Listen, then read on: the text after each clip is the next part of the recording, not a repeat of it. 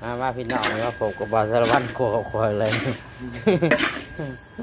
บาสารวัตรครัวกุ๊บเลยเอาหน้าตาเนี่ยบาสารวัตรครัวอีกแล้วพี่น้องเนี่ยอาทิตย์หนึ่งสองเสียได้พี่น้องได้นี่บาสารวัตรครัวอีกแล้วเอาปลาดอกวันนี้ประมาณ6 โลหน่อยเนาะเต็มเบาเลยขบกว่าที่6 โล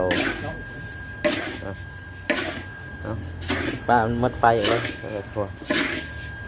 ประมาณ4 โมงครึ่งจะออกอันนี้เป็นอะไรเฮ้ยโอ้โหขัวเนาะคัดอยู่หอมกับหอมเลยขัวหอมเป็นหอมของหวาน